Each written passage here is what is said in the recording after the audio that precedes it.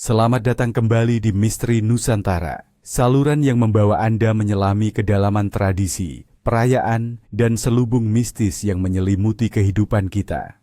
Hari ini, kita akan membuka lembaran kalender pada tanggal 1 Oktober, sebuah hari yang di Indonesia dikenal dengan kekhidmatan dan refleksi nasional. Namun di balik peringatan yang resmi, tersembunyi sebuah getaran kuno, bisikan-bisikan dari masa lalu yang merangkai tanggal ini dengan kekuatan tak kasat mata. 1 Oktober bukan sekadar penanda waktu, melainkan sebuah gerbang di mana tirai antara dunia kasat mata dan alam gaib terasa menipis, memungkinkan kita merasakan energi yang lebih dalam, yang dapat memengaruhi nasib dan takdir. Setiap 1 Oktober, Indonesia memperingati Hari Kesaktian Pancasila. Sebuah momen krusial yang mengingatkan kita pada upaya pemberontakan J-Trapus-US PKI pada tahun 1965 dan bagaimana ideologi Pancasila berhasil dipertahankan sebagai dasar negara. Kata kesaktian itu sendiri bukan hanya merujuk pada keutuhan Pancasila sebagai ideologi, melainkan juga menyiratkan kekuatan spiritual, daya tahan, dan perlindungan ilahi yang membimbing bangsa ini melewati badai. Ini adalah hari di mana kita merenungkan takdir bangsa, mengukuhkan persatuan, dan memohon agar kekuatan pelindung selalu menyertai Nusantara. Dalam konteks spiritual, peringatan ini melampaui seremoni formal. Bagi sebagian masyarakat, terutama yang masih memegang teguh kepercayaan lokal dan kejawen, kesaktian adalah konsep yang sangat akrab. Ini adalah kekuatan batin, daya magis, atau berkah yang melekat pada sesuatu yang dianggap suci atau memiliki nilai spiritual tinggi. Pada tanggal 1 Oktober, seolah-olah kesaktian Pancasila sebagai pegangan hidup bangsa, yang juga merupakan warisan leluhur dalam bentuk nilai-nilai luhur, mengalami pengukuhan secara spiritual. Orang-orang secara tidak sadar merasakan dorongan untuk membersihkan hati, menata pikiran, dan mencari harmoni, baik dalam diri maupun dalam komunitas. Permohonan yang muncul dari lubuk hati terdalam seringkali berpusat pada kedamaian, kesehatan, kelancaran rezeki, dan perlindungan dari mara bahaya, baik yang kasat mata maupun yang tak kasat mata. Di hari ini, banyak yang percaya bahwa doa dan niat baik memiliki resonansi yang lebih kuat, menyentuh relung-relung alam semesta yang lebih dalam, dan menarik energi positif untuk melindungi diri, keluarga, dan seluruh bangsa dari ancaman, baik yang datang dari dalam maupun dari luar. Kisah di balik Hari Kesaktian Pancasila adalah sebuah epik perjuangan dan kebangkitan yang syarat makna mistis. Bayangkan, sebuah malam di tahun 1945, ketika kegelapan pekat menyelimuti ibu kota, gerakan pemberontakan menggelegar, mencoba merobek tenun kebangsaan yang telah dirajut dengan darah dan air mata. Para jenderal, putra-putra terbaik bangsa, gugur dalam konspirasi yang keji. Saat itu, seolah-olah roh-roh jahat dari masa lalu, yang selalu mengintai persatuan, bangkit dan berusaha menancapkan cengkeramannya pada jiwa bangsa. Namun, di tengah kekacauan dan ketidakpastian, sebuah kekuatan tak terlihat beraksi. Para penjaga Nusantara, entah itu arwah para leluhur yang telah bersemayam di bumi pertiwi, atau entitas pelindung yang bersemayam dalam pusaka-pusaka keramat, seolah-olah bangkit. Mereka menolak kejahatan dan mengukuhkan kembali pulung atau takdir ilahi yang melekat pada Pancasila, lambang keadilan dan persatuan. Ini bukan sekadar pertarungan fisik, melainkan juga pertarungan batin antara kebaikan dan kebatilan, antara yang luhur dan yang keji. Kisah ini mengajarkan kita tentang kerentanan bangsa, namun juga tentang kekuatan spiritual yang luar biasa yang mampu mengenyahkan kegelapan. Pancasila dengan 5 silanya bukan hanya sekadar dasar negara, melainkan juga manifestasi dari kebijaksanaan kuno yang diwarisi dari nenek moyang. Ia adalah jimat bagi bangsa, sebuah perlindungan spiritual yang harus dijaga dengan segenap jiwa dan raga. Pada 1 Oktober, Kita tidak hanya memperingati peristiwa sejarah, melainkan juga menegaskan kembali kesaktian spiritual Pancasila sebagai benteng yang tak tergoyahkan, sebuah perisai yang melindungi kita dari segala ancaman, baik yang datang dari manusia maupun dari alam gaib. Di hari yang penuh getaran ini, alam semesta seolah memberikan isyarat melalui berbagai tanda yang perlu kita pahami. Narasi rakyat. Tanda-tanda ilahi pada 1 Oktober. Pertanda alam dan cuaca. Jika hujan gerimis lembut turun di pagi hari, dipercaya membawa berkah dan kelancaran rezeki bagi masyarakat. Ini pertanda alam sedang membersihkan dan menyegarkan bumi, mengusir energi negatif, dan mempersiapkan tanah untuk kesuburan. Rakyat akan menikmati ketenangan dan kemakmuran dalam beberapa waktu ke depan. Terbitnya pelangi setelah hujan singkat merupakan simbol harapan dan persatuan yang akan semakin kuat di tengah tantangan. Pelangi dianggap sebagai jembatan antara dunia manusia dan alam dewa, membawa pesan perdamaian dan keharmonisan dari langit. Angin bertiup kencang secara tiba-tiba tanpa awan mendung.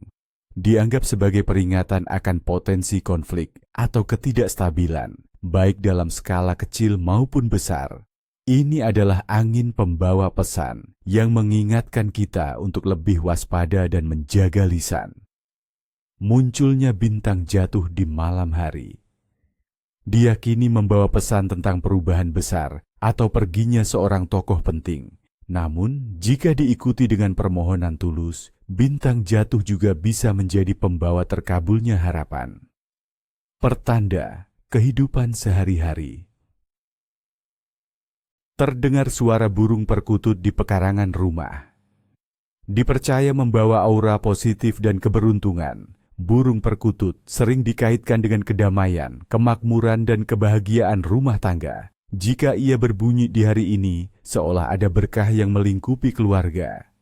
Kehilangan benda berharga secara mendadak, lalu menemukannya kembali di tempat tak terduga, adalah isyarat bahwa kita akan mengalami kesulitan sesaat, namun pada akhirnya akan menemukan jalan keluar atau bahkan mendapatkan keberuntungan yang tak terduga setelahnya. Sebuah ujian kesabaran yang berbuah manis. Jika tanaman di rumah tiba-tiba layu tanpa sebab jelas, bisa menjadi pertanda adanya energi negatif atau aura buruk yang perlu dibersihkan dari lingkungan rumah. Ini adalah panggilan untuk melakukan pembersihan spiritual dan menenangkan hati. Misteri, mimpi, pesan dari alam bawah sadar. Pada malam 1 Oktober, pintu alam mimpi terbuka lebih lebar, membawa pesan-pesan yang syarat makna. Melihat lambang negara atau bendera merah putih dalam mimpi. Ini adalah pertanda kuat akan adanya panggilan untuk lebih mencintai tanah air, atau bahwa Anda akan terlibat dalam sebuah peristiwa penting yang berkaitan dengan bangsa dan negara. Bisa juga menjadi simbol perlindungan dari leluhur bangsa. Bermimpi bertemu dengan leluhur atau orang yang sudah meninggal. Dipercaya sebagai isyarat bahwa mereka sedang memberikan restu, petuah, atau perlindungan. Perhatikan baik-baik pesan atau nasihat yang mereka sampaikan, karena itu bisa menjadi petunjuk penting untuk hidup Anda. Bermimpi tentang air yang jernih dan mengalir tenang. Melambangkan kedamaian batin, kesehatan yang baik, dan kelancaran rezeki. Jika air itu bergejolak atau keruh, ini bisa menjadi pertanda adanya masalah emosional atau hambatan yang perlu Anda atasi. Melihat gunung berapi meletus dari kejauhan dalam mimpi. Jangan panik. Ini seringkali diartikan sebagai pelepasan emosi yang terpendam atau perubahan besar yang akan terjadi dalam hidup Anda. Meskipun terlihat menakutkan, ia bisa membawa pembaruan dan awal yang baru. Insan terpilih, mereka yang lahir pada 1 Oktober. Mereka yang terlahir pada tanggal 1 Oktober diyakini memiliki karakter yang unik dan takdir yang istimewa. Mereka adalah individu dengan jiwa pemimpin yang kuat, penuh keberanian, dan memiliki rasa keadilan yang mendalam. Mereka cenderung idealis, berpegang teguh pada prinsip, dan memiliki intuisi tajam untuk membedakan yang benar dan yang salah. Seringkali, mereka merasa memiliki panggilan untuk melayani masyarakat atau memberikan kontribusi berarti bagi bangsa. Tantangan terbesar mereka adalah sifat keras kepala dan kecenderungan untuk memikul terlalu banyak beban. Namun di balik itu tersimpan ketahanan dan semangat juang yang luar biasa. Mereka adalah pilar-pilar yang berpotensi menjaga keutuhan dan kesakralan nilai-nilai luhur. Nama-nama penuh berkah: Immanuel, Ratna, Aditya, Kartika. Di Indonesia tidak ada tradisi nama orang kudus yang serupa dengan tradisi Barat. Namun, kita dapat melihat nama-nama yang membawa makna keberkahan dan kekuatan yang selaras dengan semangat hari ini.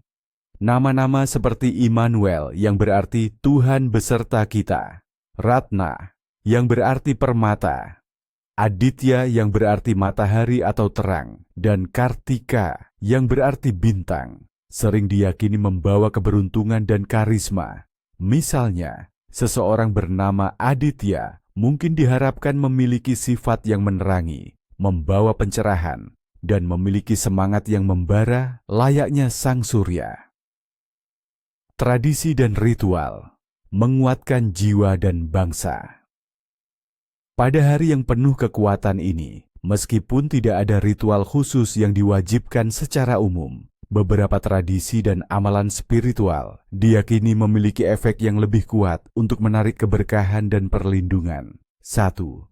Ritual membersihkan pusaka, jamasan pusaka. Tujuan: memurnikan energi pusaka, menjaga daya magisnya dan menjauhkan dari pengaruh negatif. Pusaka seperti keris, tombak, atau benda-benda kuno lainnya dipercaya memiliki penunggu atau energi yang perlu dirawat. Apa yang dibutuhkan? Air kembang 7 rupa, melati, mawar, kenanga, dalilemba, jeruk nipis, kemenyan atau dupa, kain mori putih, dan minyak perawatan pusaka, misalnya minyak cendana. Kapan dan bagaimana? Sebaiknya dilakukan di pagi hari setelah sholat subuh atau saat matahari belum terlalu terik. Pusaka dikeluarkan dari sarungnya, dibersihkan perlahan dengan air kembang dan jeruk nipis sambil mengucapkan doa atau niat baik. Kemudian dikeringkan dengan kain mori, diolesi minyak khusus, dan diasapi dengan kemenyan. Fokuskan pikiran pada perlindungan dan kekuatan yang diharapkan dari pusaka tersebut. Setelah ritual, pusaka disimpan kembali di tempat yang layak. Air bekas jamasan bisa disiramkan ke tanaman di pekarangan rumah sebagai simbol menyebarkan berkah. 2. Mengaturkan sesajen untuk keharmonisan.